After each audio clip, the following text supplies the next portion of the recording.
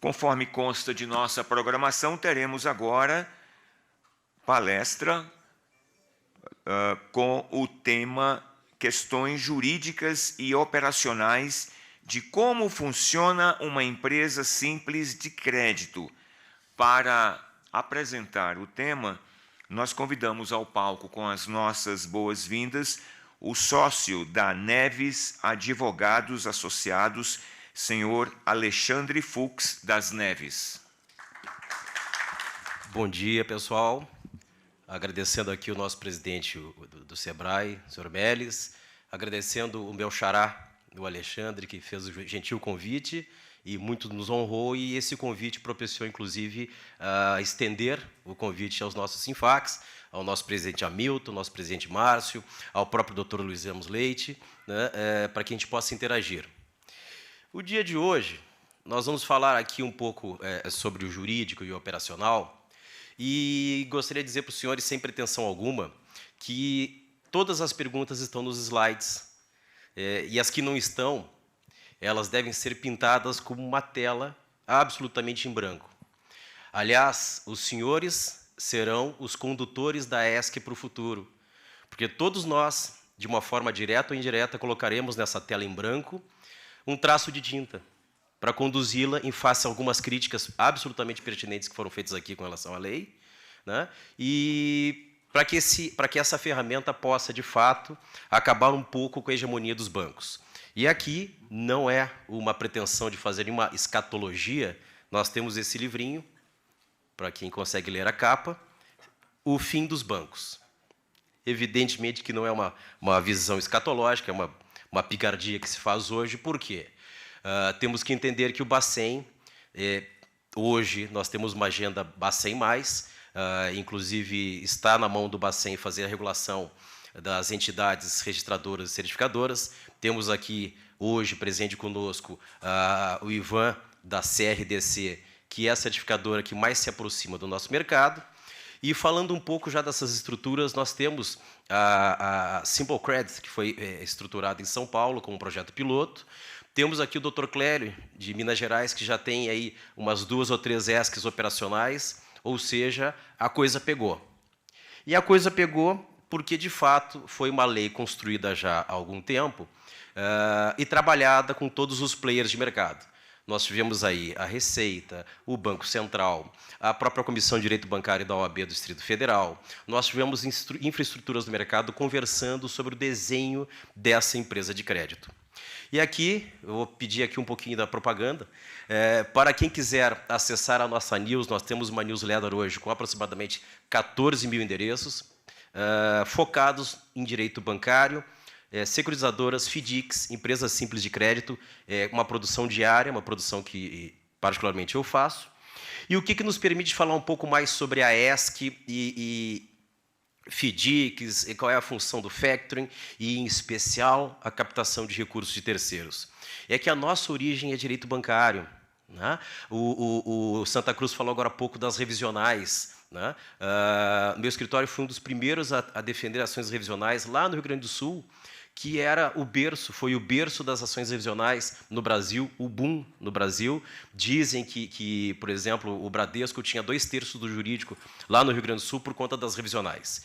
Então, eu vejo isso muito claro, porque nós estamos falando de uma lei complementar, complementa a Constituição, como só poderia deixar de ser, não poderia deixar de ser, lembrando que as MPS estão dentro do arcabouço jurídico constitucional, e o SEBRAE é a casa da MPE. Estatísticas, não seria aqui incauto de tecer comentários, está na cartilha. Vocês dominam as estatísticas de uma forma suprema, né? Mas todos sabemos, a exemplo do que foi feito de estatística de 2017 ou 2018, que 85% das empresas que foram constituídas eram microempreendedores individuais. Então, qual é a grande pergunta? Eu já posso estruturar uma ESC? Sim. A lei está em vigor? Sim.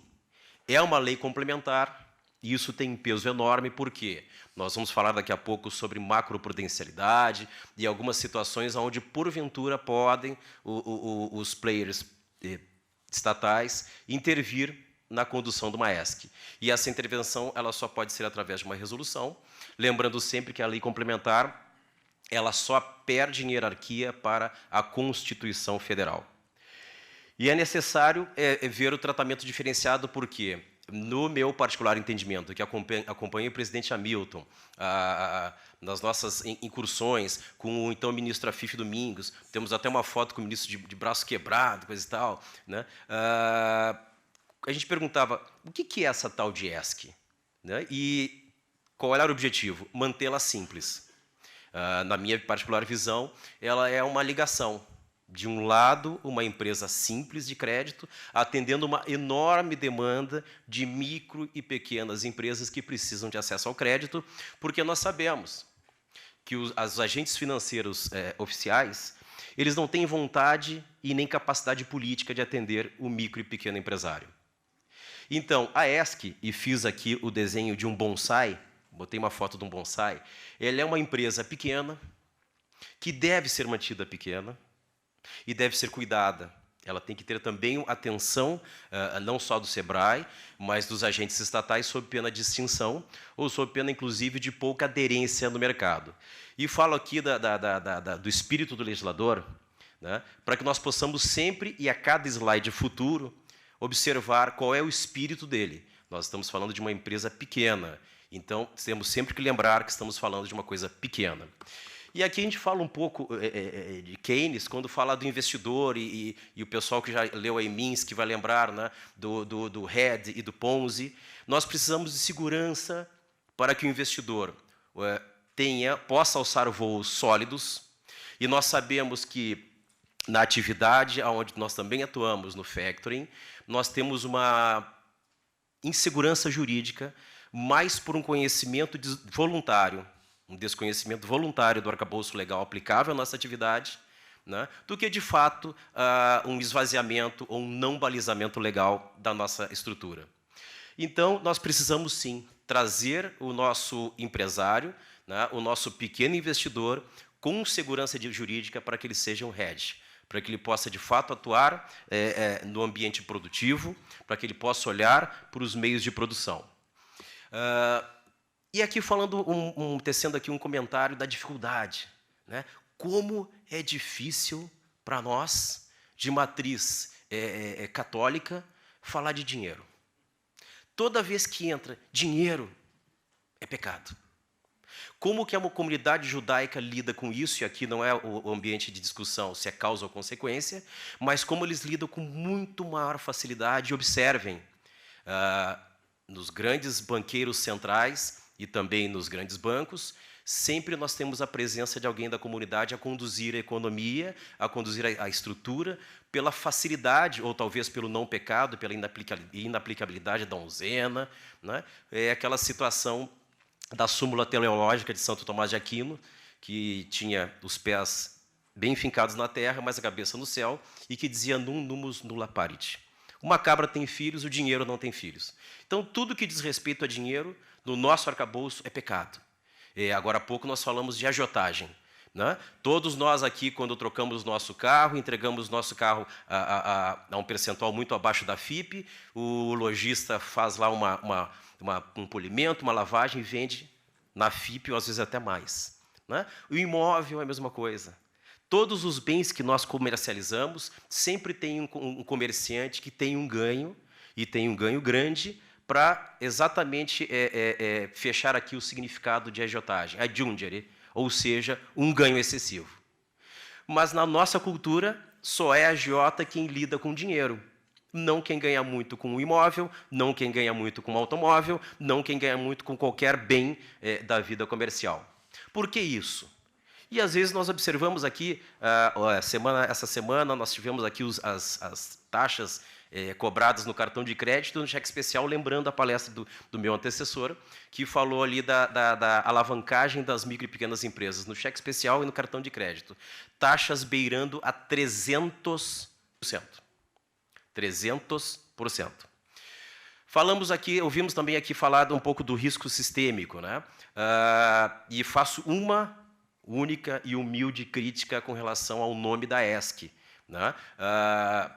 Quando a gente fala aqui do setor de factoring, eu não permito que se chame de agiota legalizado. Não. Por quê? Nós estamos usando recursos próprios. E quando a gente fala da ESC, nós temos que prestar atenção que nós não podemos chamá-la, no meu particular entendimento, de mini banco. Porque a atividade bancária é exatamente a intermediação de recursos. Eu tomo de quem os tem e empresto para quem precisa. Não havendo essa intermediação, não há que se falar de banco. Entrando já no nosso escopo do dia de hoje, o jurídico operacional, empresa simples de crédito e o critério da municipalidade. Vejam que nós temos que respeitar o espírito do legislador. E ele quis um bonsai, mas o que não está escrito na lei é permitido. Em que pese nós tenhamos o critério da municipalidade e municípios limítrofes, a lei fala em âmbito municipal, ou aqui, onde estamos, também distrital.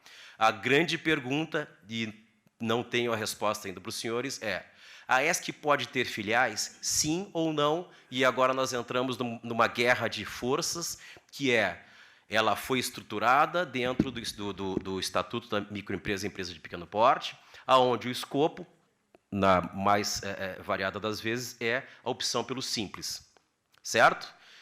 A ESC não pode optar pelo simples. E nós vimos aquelas limitações, quando a gente fala do empreendedor individual, até tem alguma discussão sobre a EIRELI, se ela pode ter filiais ou não, e eu volto a falar. E depois nós vamos completar o espírito legislador, por quê?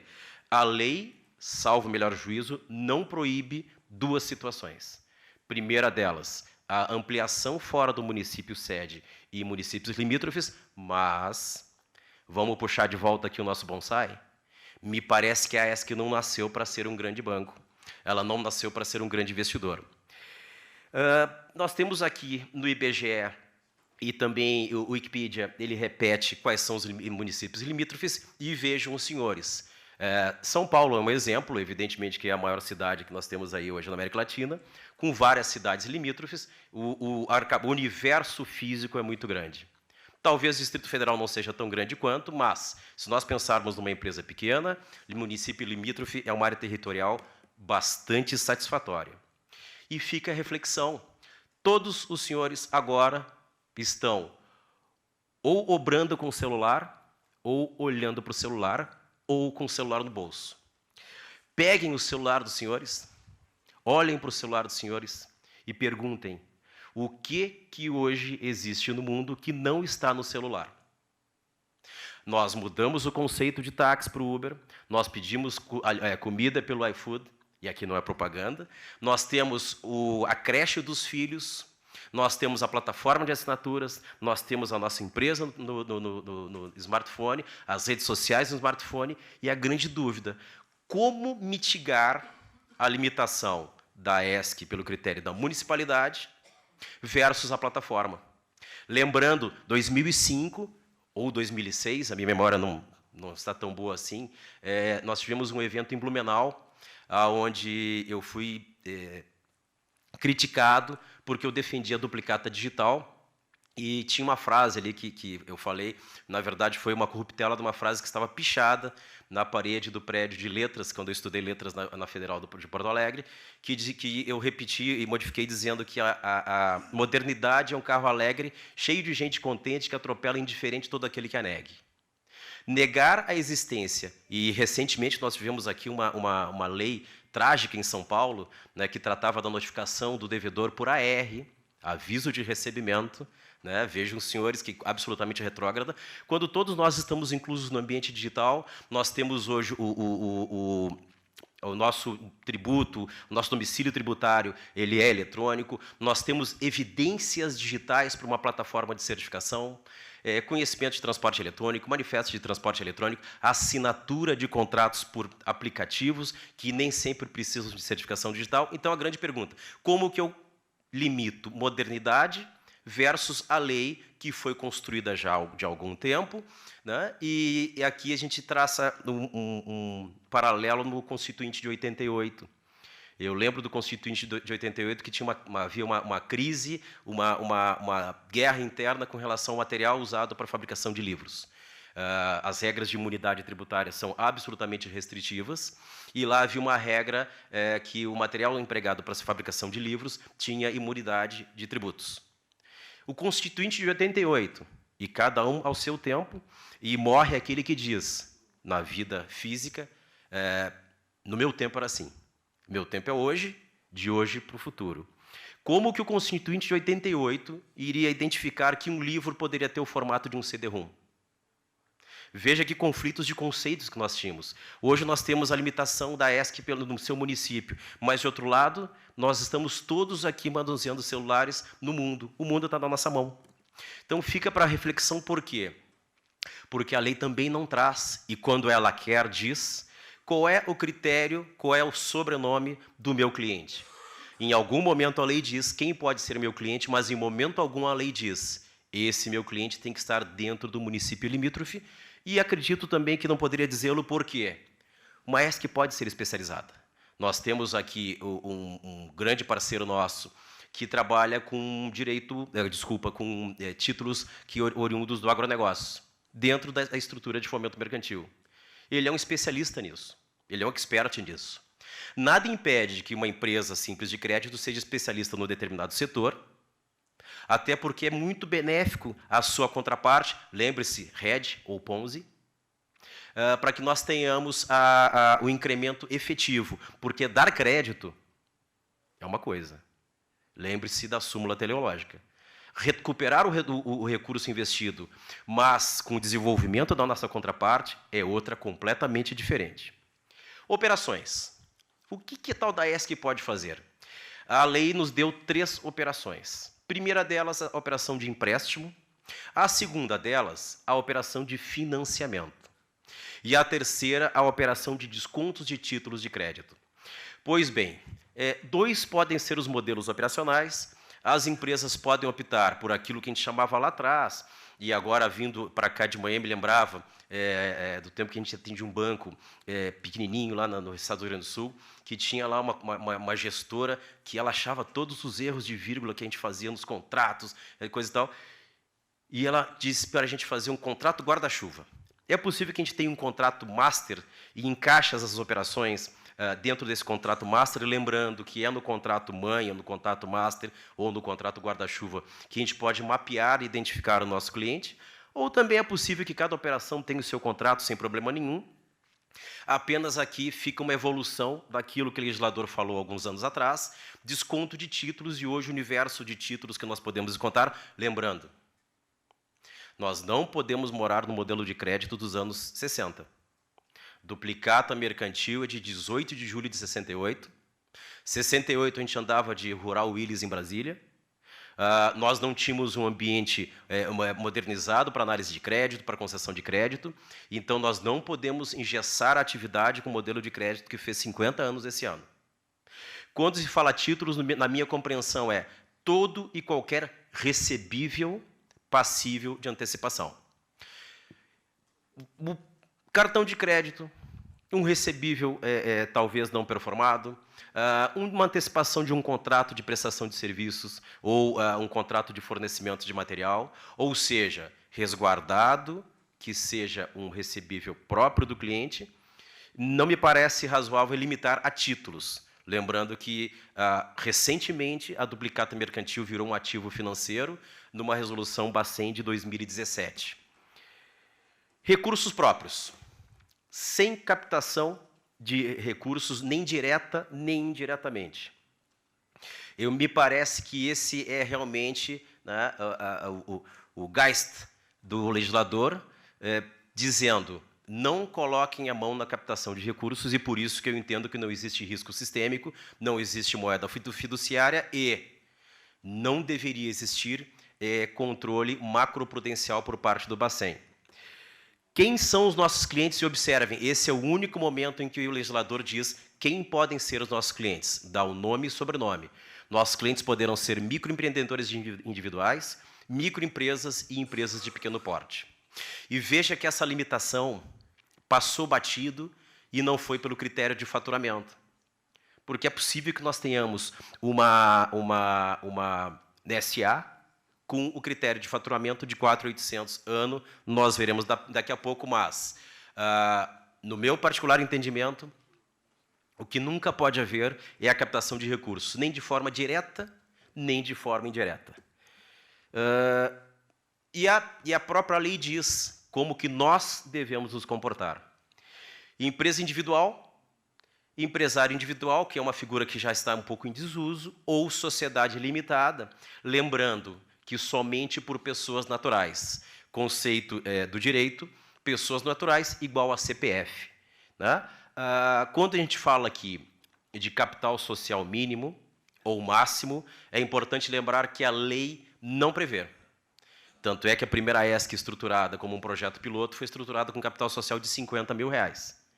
Mas, se eu adotar o formato de EIRELI, e não por conta da Lei Complementar 167, mas por conta da lei da própria EIRELI, que diz a EIRELI precisa ser constituída com capital social mínimo de 100 salários mínimos vigentes à época da sua constituição.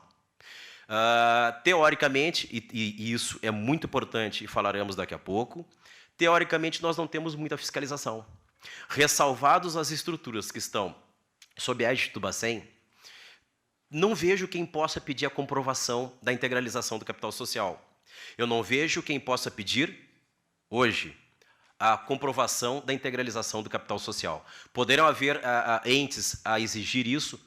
Acredito que sim, até em prol da limitação do nosso bonsai, a tesourinha podando o nosso bonsai e mantendo ele pequeno. Só pessoas naturais me perguntaram esses dias, mas tem uma decisão da Receita que diz que uma PJ pode estruturar uma EIRELI. Ok, essa é uma decisão dentro de um arcabouço jurídico completamente diferente da nossa Lei Complementar 167, que é extremamente clara. Somente por pessoas naturais, lei complementar está acima de uma decisão da Receita Federal. Objeto social exclusivo. A lei pede para que não haja contaminação. E isso é um esforço que todos os SINFACs e ANFAC fazem diariamente para os seus associados, pedindo: tenham objeto social próprio, não misturem quinais, não misturem atividades. A ESC diz: eu só poderei ter por objeto o quê? A atividade de empréstimo, financiamento e desconto de títulos de crédito com recursos próprios e para microempreendedores individuais, microempresas e empresas de pequeno porte. O pessoal que está aí, do outro lado da web, ou os aqui presentes que querem o objeto social da ESC, está aqui na tela.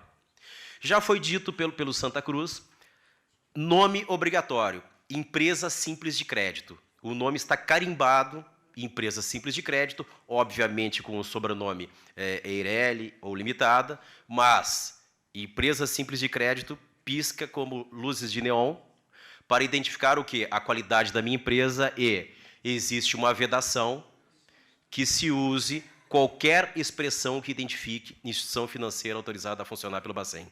Em especial banco. Em especial banco. Seja no contrato social, seja no nome fantasia, ou em qualquer material impresso ou online que trate da divulgação dessa estrutura. E vocês já vão me perguntar: mas eu conheço uma outra estrutura, né, que não é essa, que tem de nome ou sobrenome banco. Ok, essas outras estruturas que nós sabemos que existem, elas não estão reguladas por uma lei complementar, não existe limitação com relação à nomenclatura, ao nome que elas adotaram. Capital social, integralizado somente em moeda corrente, ou seja, dinheiro. Existe uma interpretação de que a ESC poderia ser, o capital social pode ser integralizado por outros bens. Na sociedade limitada, nós sabemos que existe essa liberalidade. Na ESC, a lei complementar diz somente em moeda, seguindo a par e passo a estrutura das instituições reguladas pelo Bacen, que segue lá aquela ordem lógica da Resolução 4122 Bacen. Limitação da operação.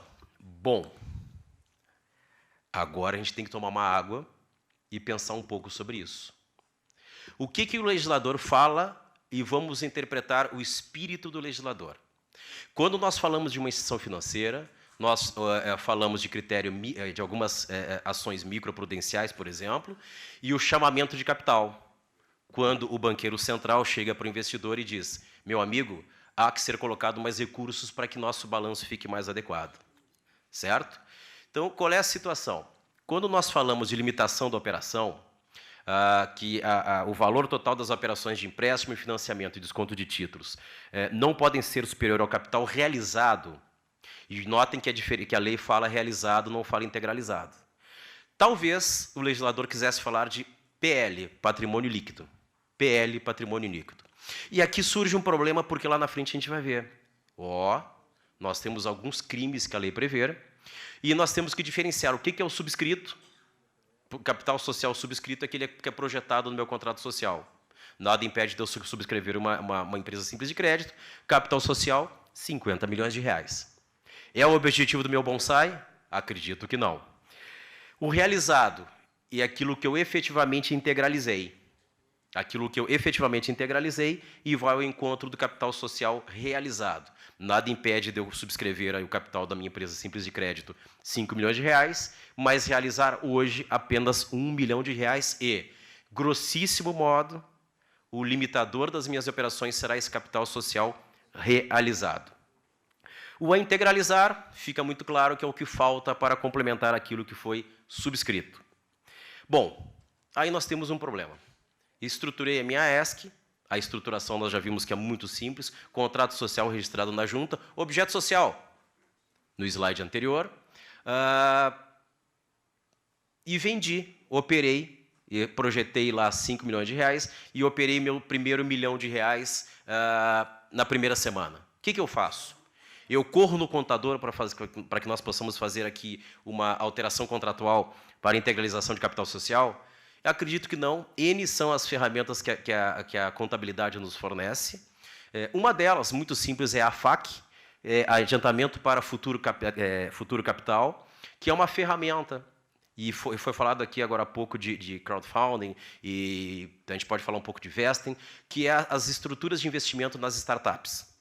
Lembrando, ESC, recurso próprio, não pode haver captação nem direta, nem indireta, e já falando da nossa AFAC, lembrando que, para quem conhece essa ferramenta sabe, que se ela não prever a cláusula de irretratabilidade, em 180 dias, ou integraliza, ou a AFAC vira mútuo. E nós sabemos, desde o início da manhã de hoje, que a ESC só trabalha com recursos próprios.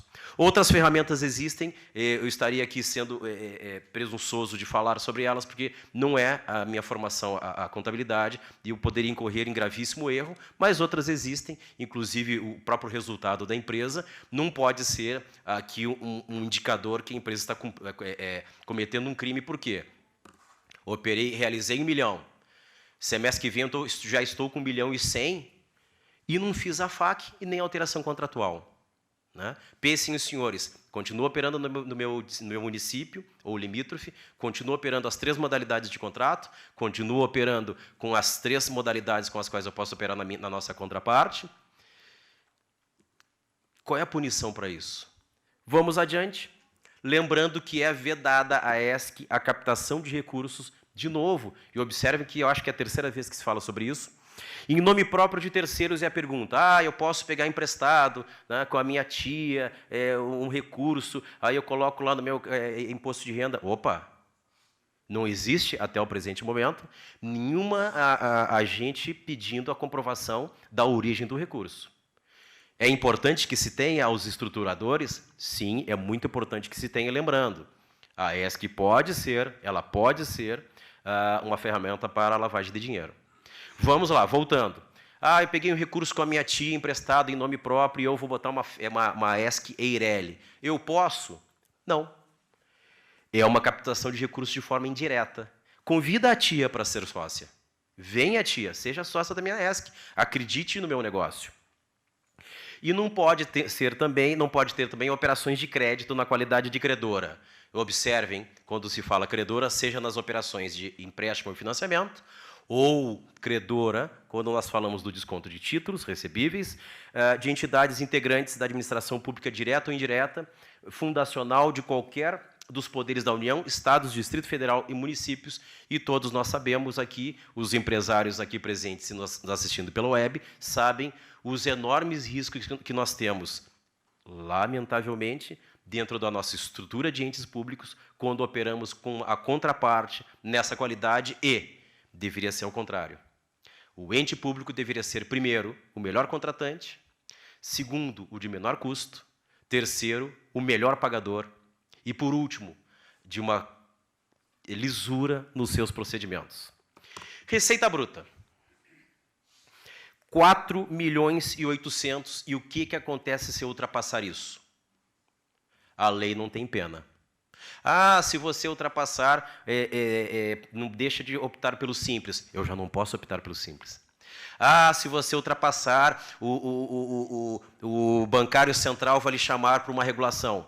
Não existe regulação do Banco Central. Ah, se você ultrapassar, a Receita vai cancelar o seu CNPJ.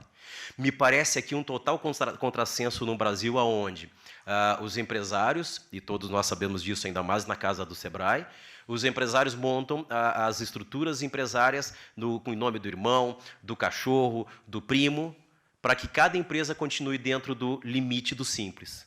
Por que isso? E uma das grandes críticas absolutamente pertinentes do ministro Afif é que não existe no Brasil uma escala progressiva de tributação. Eu saio do simples e entro na frigideira ou na panela escaldante. Aqui, eu já não estou no simples. E o que a lei faz, e não é uma crítica, apenas uma constatação, ela veda, sem dar uma punição, o teto de faturamento e chegamos a um contrassenso. Eu fui absolutamente hedge, eu investi bem os meus recursos e consegui ultrapassar pelos meus esforços e, de novo, com recursos próprios, dentro do critério da municipalidade, do município sede e limítrofes, operando as modalidades contratuais que a lei me empresta, com as contrapartes que a lei determina. Cobrando somente aquilo que nós vamos ver daqui a pouco, os juros como receita bruta, e eu sou punido com o que exatamente? Bom, de novo, o Geist, o espírito do legislador.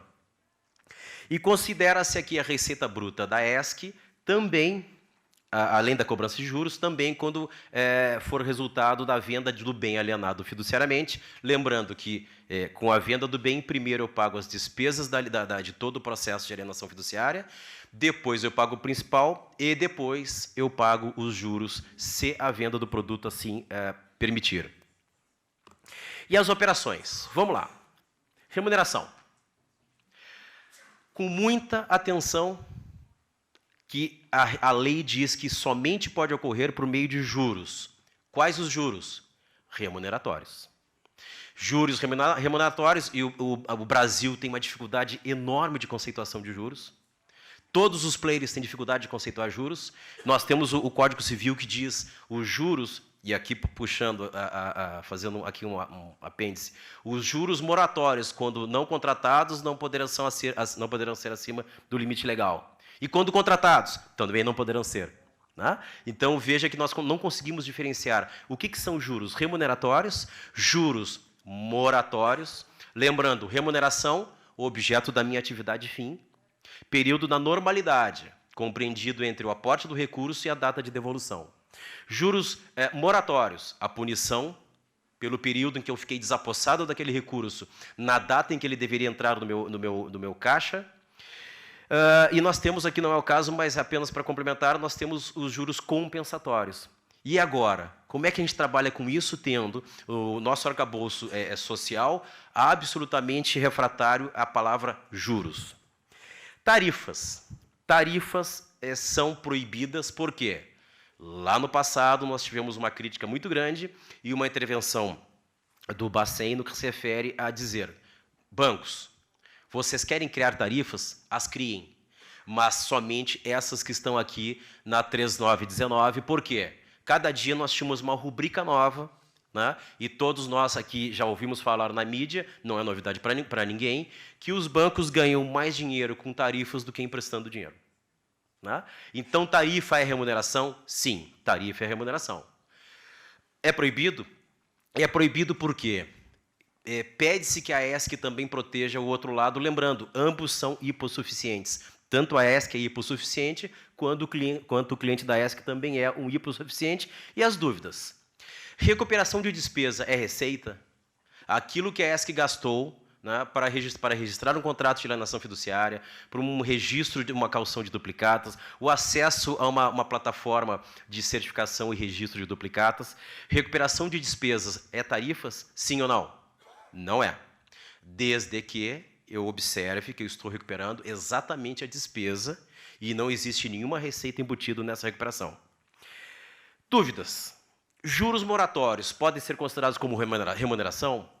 Bom, se nós falarmos do período da normalidade, juros moratórios e multa pela mora é a punição do devedor, né? E a punição do devedor não é receita operacional.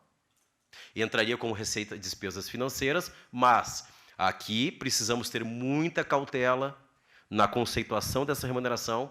E, como eu falei, hoje abre-se um momento dentro do SEBRAE, né, para que vários pintores possam pintar essa tela em branco, manobrando com cautela, prudência, lembrando-se do espírito do legislador, mas também lembrando, se eu tenho muitos nãos na lei, poucos serão os aderentes. Formalização das operações. Gente, são 25 anos de direito bancário. O que nós já atendemos de demanda, né, que são as chamadas demandas de exibição de documentos, vocês não têm ideia. Então, a lei adverte, ESC, entregue o seu contrato à sua contraparte. Faça prova disso. Faça a prova de que a contraparte recebeu a via dela do contrato. E esse contrato pode ser eletrônico, sim ou não?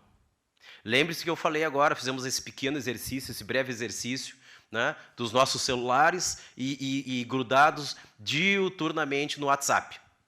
E fazendo as operações, trabalhando no celular. Hoje o celular substitui a grande parte da nossa estrutura de escritório. Hoje nós temos o home office e eu atreveria a dizer que nós temos o smartphone office.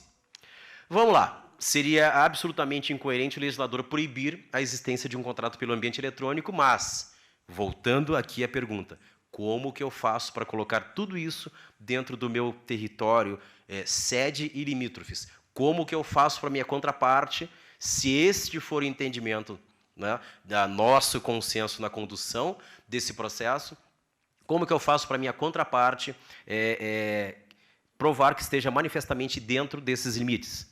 Várias são as ferramentas. Nós temos ferramentas aí da Receita Federal, nós temos o princípio da boa-fé, e vejam, senhores, que no Brasil é uma coisa muito interessante. A lei determina que nós tenhamos aqui o princípio da boa-fé, né? E a gente aqui tem aquele princípio, agora recentemente nós tivemos a alteração das regras que tratam das cópias autenticadas, enfim. Qualquer lugar do mundo, na Alemanha, eu digo, eu sou o Fux, eu vim aqui pegar uma correspondência para mim, ele entrega. No Brasil, eu quero seu RG. Seu RG tem que ter menos de 10 anos de validade. A foto está feia, a foto está distorcida, o RG está rasgado. São Paulo, não se entra em lugar nenhum sem o RG. E aqui fica uma dica para o nosso presidente Hamilton. Lá na sede do Sinfac, a menina sempre pede meu RG, mas eu digo, moça, eu venho aqui toda semana, o RG está na tela. Mas teve um sujeito que criou um complicômetro que eu tenho que mostrar o RG. Aí eu vou na telefonia celular, ele pede o RG, tira do plástico, bota aquele dedinho sujo no meu RG, tira a Xerox. E o meu amigo, eu sou cliente da Claro. Posso dizer aqui, Claro? Né? Da Claro, da Vivo, da Oi, da TIM. Né? De décadas vocês sabem, sou eu, estou aqui. Vai ter que estragar meu RG. Então, olha o complicômetro. Porque, recentemente, o judiciário, nós temos que entender que o judiciário está sempre um passo atrás da modernidade. Tá? Tanto é que, recentemente, nós temos o STJ recepcionando a duplicata digital, em que pese o Brasil seja signatário da lei modelo que trata do comércio eletrônico, e lá diz que o documento ele não pode ser repugnado só porque ele está no ambiente eletrônico de dados. Né? Então, foram anos dos doutrinadores que falavam e repetiam a cartularidade. E a grande pergunta, o contrato digital ele pode ser executado? Recentemente, numa ação que começou aqui no Distrito Federal e terminou no STJ, a manifestação foi pela possibilidade colocou ali a palavra excepcional, em que pese o corpo do julgado, né, todo o julgado ele é muito rico. Ele é extremamente rico e ele entra, inclusive, no aspecto da certificação digital e aquela situação das testemunhas. Pergunta para o advogado, o contrato tem que ter 2 testemunhas? Tem. Para quê? O contrato sai da minha empresa assinado por uma testemunha minha, um colaborador, um colega. Volta assinado por uma pessoa que eu não sei quem é. São as testemunhas instrumentais. Né? Para quê?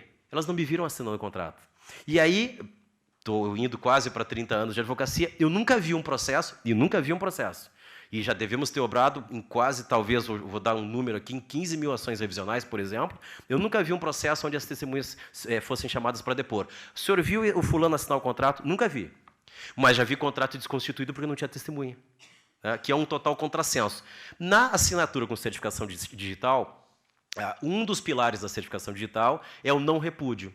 Eu que assinei com a certificação digital, mas eu emprestei para minha secretária e ela comprou um carro, ela comprou um apartamento com a minha assinatura digital. Emprestou o cartão de saque bancário com a senha, o problema é meu.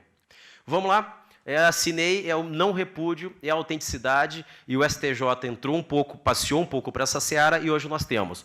Os contratos eletrônicos são executáveis, pelo menos nesse julgado que foi, pelo meu conhecimento, que inaugurou essa seara, mesmo que não contenha testemunhas e seja assinado com certificação digital. Hoje nós temos ferramentas de assinatura que é considerada válida entre as partes, sem que seja necessariamente por certificação digital, seguindo a MP que assim a criou. Ainda, contratação digital. Veja como nós temos aqui receios da assinatura, e a gente faz aqui um trabalho, o pessoal que veio de banco há mais tempo, aquilo que era glamuroso alguns anos atrás, há uma década e meia atrás, era a assinatura com chancela mecânica. Era um clichê, fabricado numa gráfica, que tinha plena validade, quando chegava um cheque com chancela, uma duplicata com chancela, nossa. E aquele conceito, ou preconceito entre o contrato verbal, vale ou não vale, os advogados aqui podem responder essa pergunta, e a assinatura lápis, que a gente pensa que não vale, porque a nossa contraparte pode apagar. Veja como o brasileiro sempre pensa na má-fé. Movimentação de recursos. Aqui, de novo, o gás do legislador é não pagamento para terceiros. E aqui me parece que o legislador ficou um pouco ultrapassado no tempo, porque o mercado de 18, no que se refere à agenda BC+, era um. O mercado em 2008 era outro completamente diferente. Hoje, a lei, o que a lei fala? Que a movimentação tem que ser entre débito e crédito em contas de depósito de titularidade da ESC e a pessoa jurídica contraparte da operação. Numa operação de desconto de títulos, eu não posso, então, emitir boleto ou DDA? Me parece que sim, por quê? Qualquer forma, estamos aí às vésperas do pagamento direto, né? Para quem ainda não observou, talvez no segundo semestre, o TED seja a nossa o DOC do passado. Nós temos aí as vésperas do pagamento direto, hoje nós temos contas digitais, hoje nós temos contas em instituição de pagamento previstas desde 2013 pelas 4 primeiras resoluções Bacen que trataram de meios de pagamento e arranjo de pagamento. Nós temos a cobrança registrada, nós temos o DDA, ou seja, me parece que qualquer meio que eu possa rastrear, a palavra é rastrear, o movimento de A para B é válido dentro do sistema de pagamento brasileiro. Esse é o espírito do legislador, evitando o pagamento para terceiros e tentando, na maioria das vezes, evitar o pagamento feito por terceiros, que não as contrapartes e, por evidente, os títulos de crédito, as duplicatas que venham a ser descontadas na ESC, porque elas são pagas por terceiro que não está na relação. Não é contraparte. O sacado de uma duplicata é um terceiro estranho à minha relação cliente da ESC e empresa simples de crédito. Alienação fiduciária em garantia. Né? Salvo o melhor juízo, isso foi um capricho, né? Que foi colocado na lei a 4 mãos. Presidente Hamilton, lembra da discussão? Que lá na lei estava escrito garantias. E nós advogados, temos sempre que pensar como que o juiz vai julgar, lembrando. O juiz vai julgar, e o pessoal pergunta, mas a função da judicatura é da área de humanas. Não, é da exatas. O juiz vai julgar exatamente do jeito que ele quer julgar.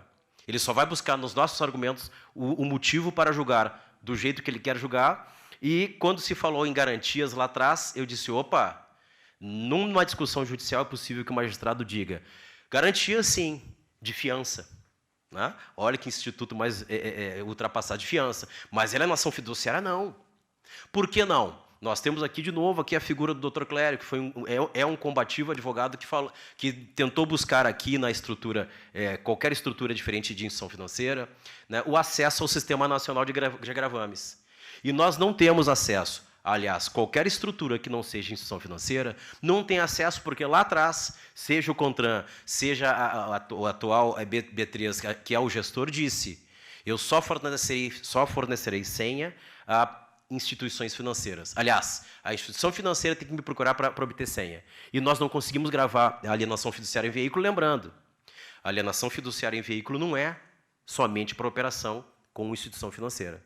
Então, o particular ou outras estruturas empresárias ficaram alijadas dessa ferramenta por uma resolução, lembrando que hoje, lei complementar nós temos para atender esse complicômetro com relação a gravame de veículos. A ESC, e agora me parece que entramos numa outra seara, a ESC precisa anotar situação de adimplemento e inadimplemento em banco de dados. Adimplemento, cadastro positivo. Inadimplemento, os restritivos de crédito. E é condição de validade o registro dos contratos, né, em qualquer uma dos entes, das infraestruturas do mercado financeiro que sejam devidamente autorizadas a funcionar pelo Bacen. Certo? Por que isso?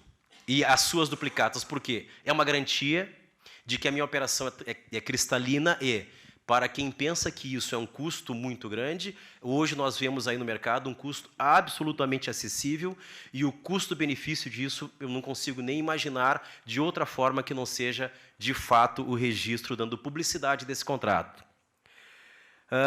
Lei da usura.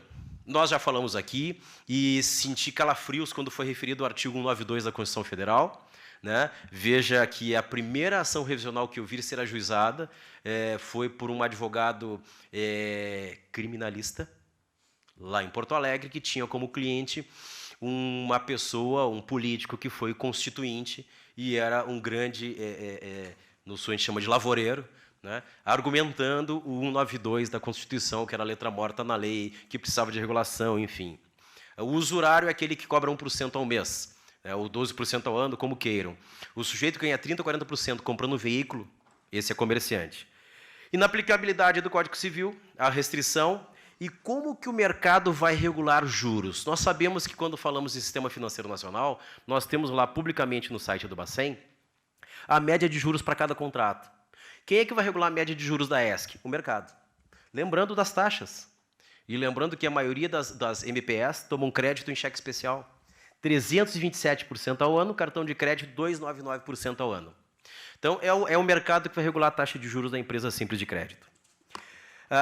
Banco Central do Brasil. Nosso banqueiro central terá acesso às informações que estão lá registradas para fins estatísticos e controle macroprudencial. Ficou errado ali no slide.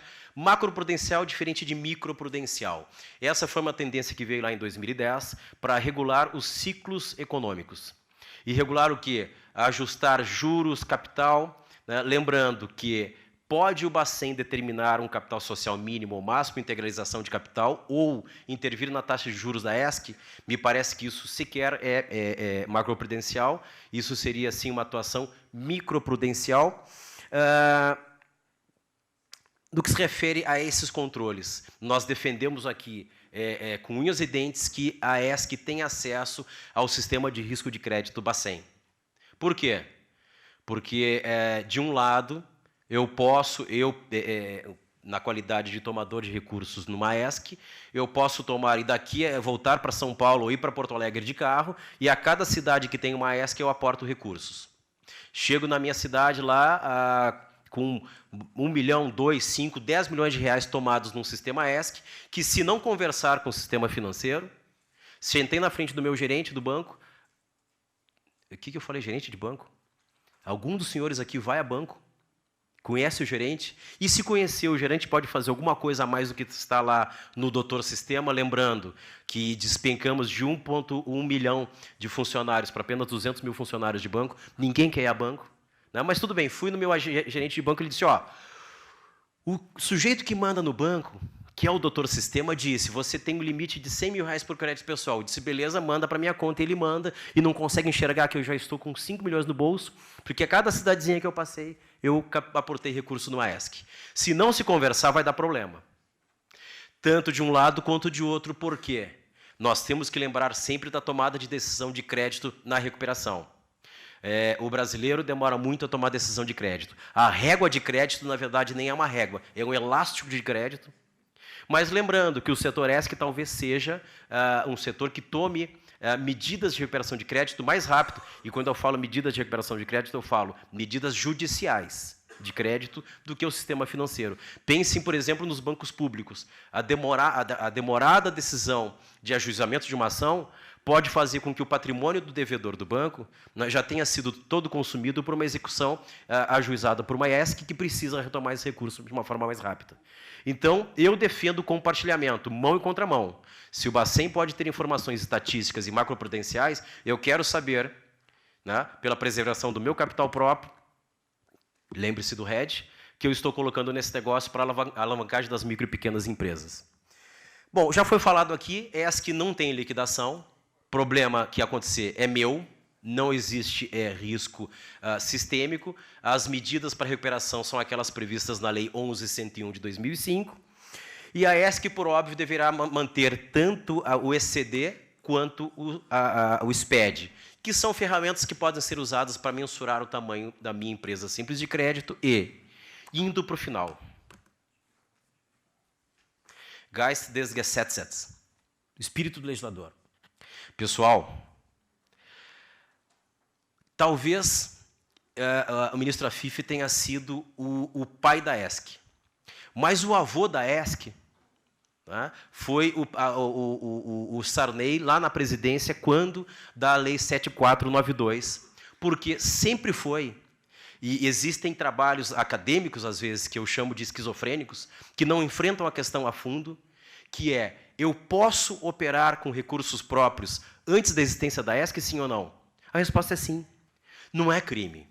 Nós temos sempre que lembrar da última ratio. A origem da última ratio regum, que é o Estado tem que ter a menor interferência possível na esfera criminal.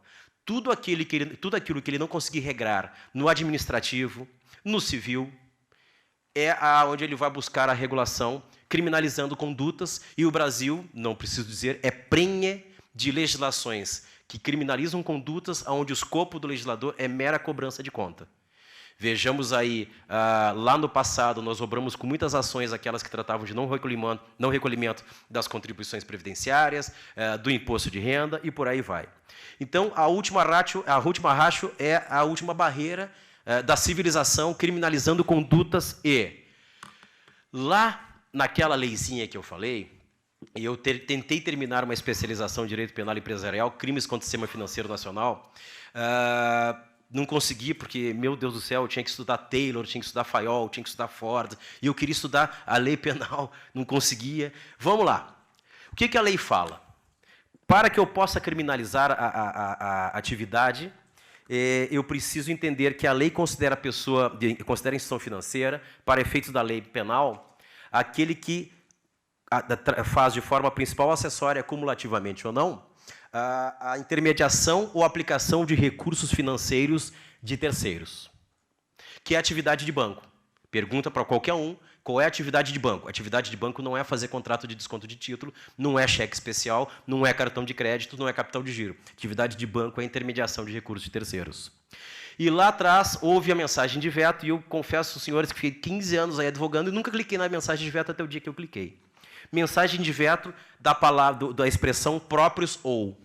E o próprio legislador, à época, sancionando, disse que a expressão próprios ou eu veto porque é demasiado abrangente, atingindo o mero investidor individual, a ESC.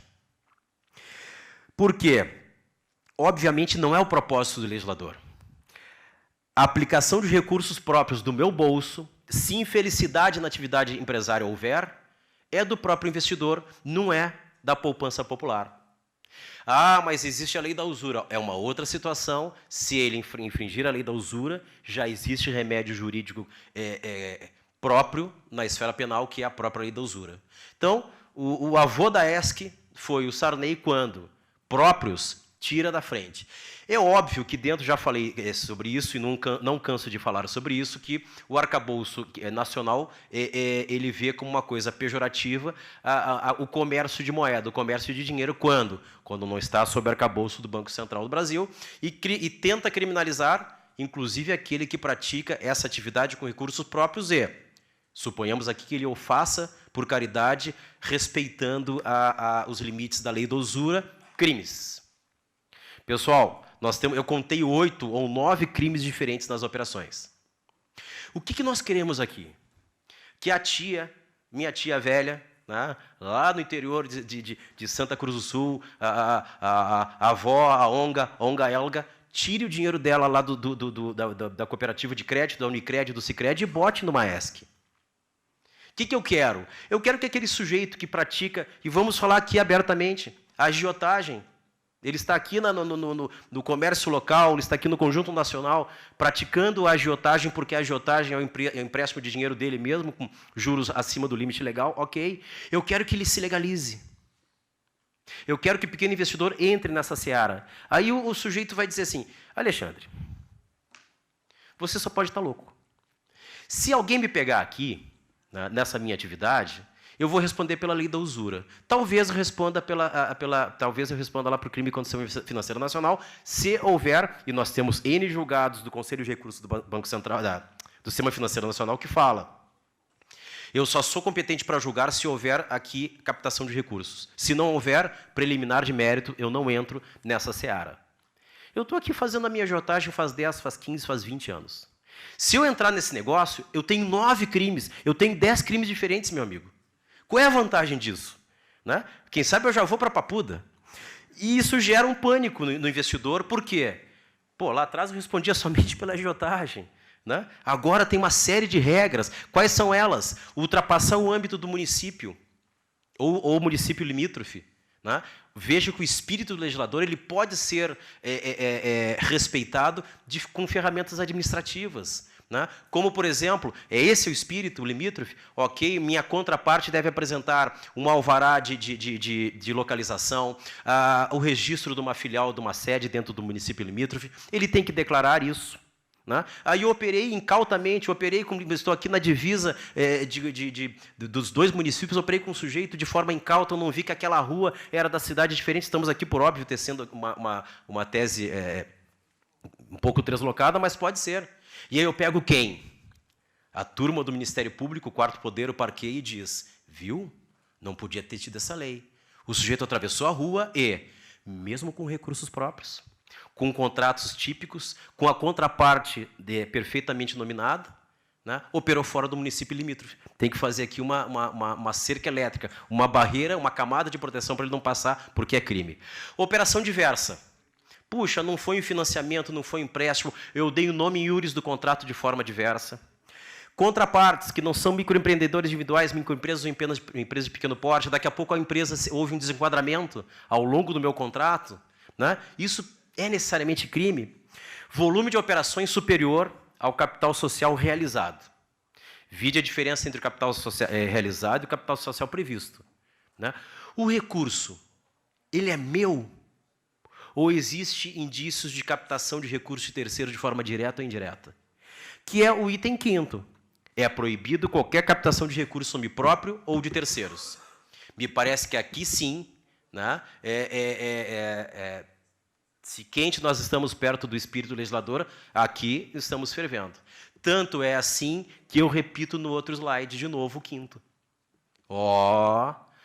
O espírito do legislador é o recurso próprio. Posso ter linha de redesconto bancária? Me parece que não. Mas a ESC não está proibida de ceder carteira.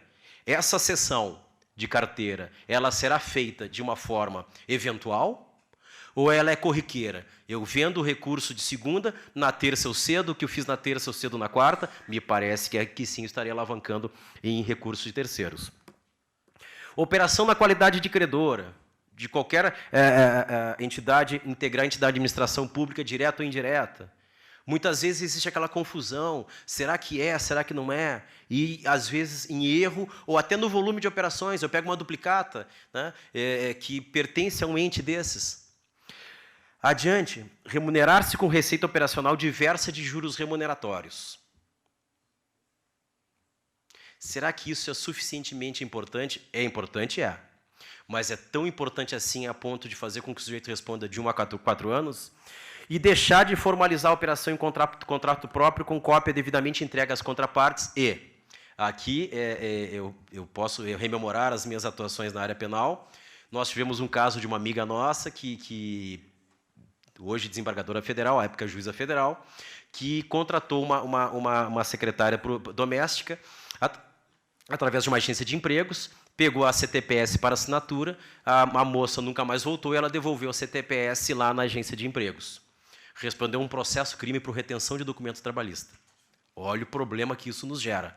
Poxa, eu esqueci de pegar a assinatura, eu mandei para o e-mail e o sujeito chamava assim Alexandre, mas era com CH e eu botei com X. Eu não consegui alcançar para ele. Houve um erro no percurso que é completamente diferente da minha postura. Eu opero, mas eu opero escondido. Eu não entrego cópia do contrato, eu não entrego cópia do aditivo contratual se houver.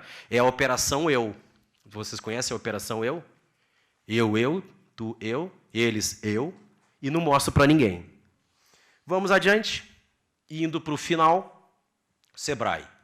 Como não poderia deixar de ser, é a casa, né, das MPS. A ESC nasceu para ser uma MPE, para conectar do outro lado, né, com tantas e inúmeras MPS. Falei e repito, não me cabe aqui tecer qualquer comentário com relação à estatística, estaria sendo inclusive grosseiro com os senhores que têm as estatísticas na mão e exatas. E esses dias eu levei um puxão de orelha. Né? Prevenção e combate à lavagem de dinheiro. Existe espaço para lavagem de dinheiro dentro de uma estrutura? Existe. Existe espaço de dinheiro e a técnica, uma das técnicas é o smurfing, que é pequenos valores, existe. Por isso que os estruturadores, e não só de ESC, tem uma resolução de nome 24 COAF, tem que estar atentos de quem é essa pessoa que está vindo a mim para que se faça a estruturação de uma empresa simples de crédito. É completamente diferente eu, Alexandre, estruturar uma ESC com 100 mil reais. E vir o sujeito, ou eu, Alexandre, buscar um consultor, eu quero aqui estruturar uma ESC quanto? 20 milhões de reais integralizado agora. É completamente fora do meu perfil socioeconômico, né? Onde é que está tamanho e volume de recursos, certo? E na contraparte, há que se ter um controle ou estatístico ou através de uma certificadora para que a gente possa observar quem é o tomador de recursos. Evidentemente que nós não podemos fazer disso, né, um alarde, porque as operações da ESC são pequenininhas. As operações da ESC são o bonsai e, em épocas, eu posso dar nomes aqui, meu xará, em épocas de escândalos, agora tivemos a denúncia, né, com relação à CEF, a Caixa Econômica Federal, em épocas de Gedel Vieira Lima, com 54 milhões de reais no apartamento, não vai ser numa operação de 30 mil, e quando eu faço o treinamento eu digo, ninguém lava dinheiro com operações de 10 mil, de 5 mil, 10 mil reais não paga o vinho, né, que o Rocha Loures com certeza deve ter tomado naquele restaurante, onde saiu com uma mala com 500, não 50, com 500 mil reais. Temos que observar, temos que estar atentos, a regra de compliance está na ordem do dia, temos que observar a origem e destino dos recursos, sim.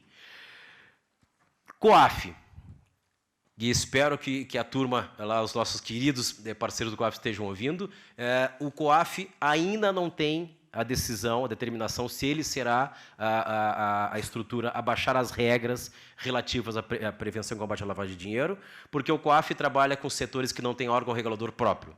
Nada impede que nós tenhamos um órgão regulador próprio da ESC, né? Então, seria assodado dizer a ESC está sob a égide do COAF, ou, pior ainda, falar que a Resolução 21, que é uma resolução que trata sobre fomento mercantil, securitizadora e gestoras afins, seja aplicável a uma estrutura de ESC, me parece um pouco assodado, enfim, não sei, é muito cedo para falarmos sobre isso.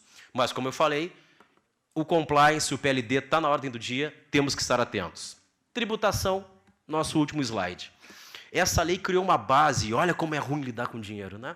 No Brasil, a gente não tem aqui o critério apenas de faturamento, e sim de atividade, né? Se eu tenho uma padaria, ok, eu vou pelo simples. Eu posso errar a fórmula do bromato, eu posso fazer uma salada de maionese com salmonela, mas quando é dinheiro, é a atividade que importa, e temos uma base de presunção que nunca vista antes, né, de 38,4%. Pelo menos eu tenho acesso à presunção com as alíquotas de 15 mais adicional e 9 de CSLL, PIS/COFINS cumulativo e total 165 e alíquota. Lembrando que a nossa contraparte sempre será o EPP, tem a alíquota reduzida de 0,0137 dia mais a 0,38 flat. Essas alíquotas, parece que tem uma outra alíquota de IOF, como eu falei, eu não quero entrar na seara da turma da contabilidade, estaria incorrendo aqui numa usurpação da atividade profissional.